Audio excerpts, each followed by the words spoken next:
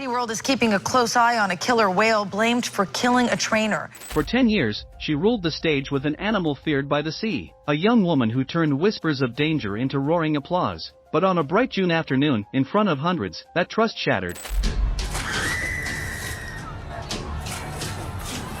And the ocean's deadliest predator reminded the world that wild instincts never disappear. Before the blood, before the screams, and long before the headlines, there was simply a girl on a rocky shore in northern France. Her name was Elise Moreau. While other children played, laughed, and chased after soccer balls, she stood silent, staring at the restless water like she belonged to it. Elise wasn't a dreamer in the ordinary sense. She was obsessed with killer whales. Where other kids sketched superheroes, she filled her notebooks with drawings of orcas, their black and white forms curved like living myths. While her parents dismissed it as a childhood phase, Elise's fascination only grew stronger. By her teenage years, she knew the scientific names of every orca species. By 17, she was begging marine parks for internships. And before she turned 20, she left France behind with nothing but ambition, landing at California's Blue Sea Sanctuary, the very place she'd dreamed of since childhood. At first, Elise was just another new recruit, scrubbing algae, hauling buckets of thawed fish. But she stood out quickly. She could sense an animal's mood before anyone else noticed. Trainers whispered that she had a gift, something deeper than skill, almost like intuition. And soon, she met Kayla, the sanctuary's star orca. 16 feet of raw muscle, intelligence, and mystery. Their bond was instant, almost unsettling. Elise called it connection. Others quietly called it obsession, but Kayla had a past. Captured as a calf off Russia's Kamchatka coast, ripped from her family and forced into tanks, Kayla had carried years of trauma and rage. Trainers knew her history of aggression, though it was rarely spoken of, buried in reports, hidden beneath layers of PR. To the audience, Kayla was a gentle giant. But orcas remember. And Kayla had never forgotten. For years, Elise and Kayla dazzled crowds together. Their shows felt more like magic than training, synchronized leaps, perfectly timed spins, and moments that seemed to erase the walls of the tank. Elise trusted her partner completely, brushing off warning signs others noticed. Hesitation in routines, strange jaw pops, cold stares at the audience. To her, Kayla was family, not a threat. Then came June 12th in Santa Cruz. The amphitheater was packed, the sun blazing, kids bouncing in their seats. Elise stepped onto the platform as she had countless times before. Kayla surged into the water, the crowd cheering wildly. But beneath the surface, something had shifted. Elise blew her whistle, calling for a routine move. Kayla didn't respond. A pause. A silence too sharp to ignore. Then, a sudden burst of movement. A flash of black and white. Elise was yanked into the water. At first, the audience thought it was part of the act. But then the water turned red. Gasps replaced cheers. Mothers shielded their children's eyes as Elise was dragged, spun, and struck with violent force. Trainers scrambled with nets and buoys, screaming Kayla's name, but the orca ignored everything. For 9 agonizing minutes, Elise fought for her life while 800 horrified spectators watched. And then, stillness. When rescuers finally pulled her from the water, her body was limp, broken beyond recognition. The sanctuary fell silent. For a moment, it was as though the very air had been stripped of sound, leaving only the faint echo of something immense and irreversible. Dust hung in the shafts of light streaming through the high windows, particles frozen in a weightless ballet that felt almost sacred, almost accusatory. Rows of people sat stunned, their faces caught between disbelief and fear, as if they were unwilling participants in a drama too great to comprehend.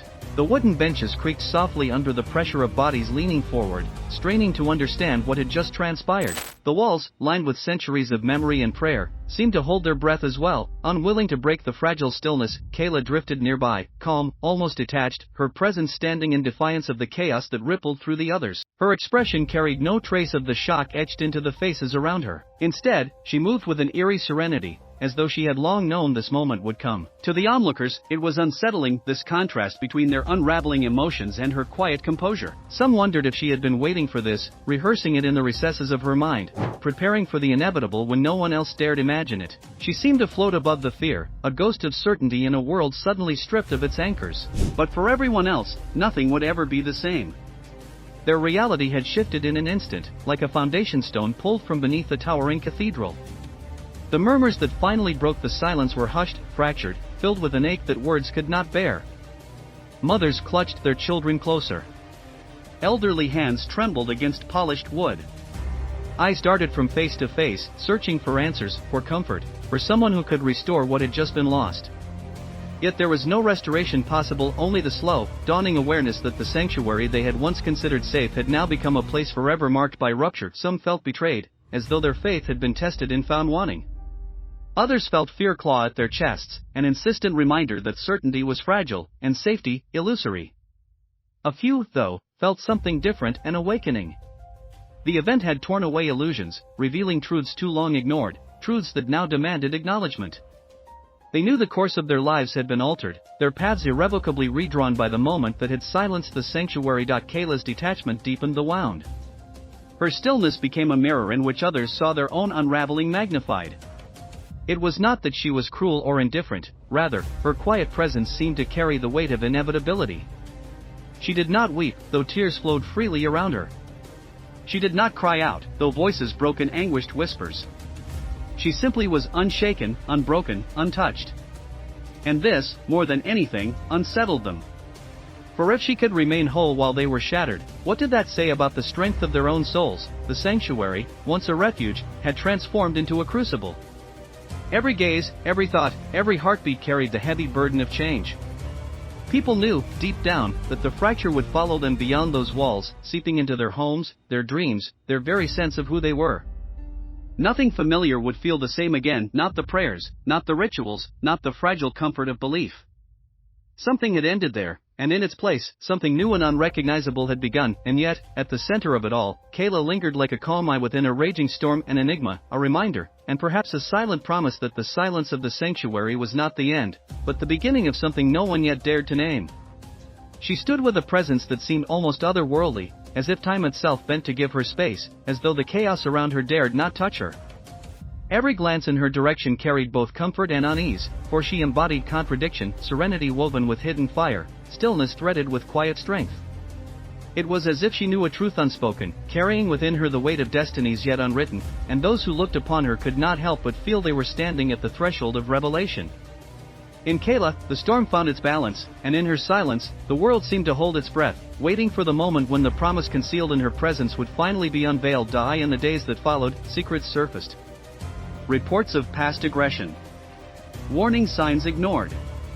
Decisions made for profit over safety. Protesters gathered outside Blue Sea's gates, demanding justice for Elise and freedom for Kayla. Videos of the attack went viral, sparking outrage worldwide. And the once celebrated sanctuary quickly became a symbol of captivity's darkest truth, because no matter how much humans try to control nature, one fact remains: the ocean never forgets. If this story gripped you, make sure to subscribe for more investigations into the mysteries and tragedies that shape our world.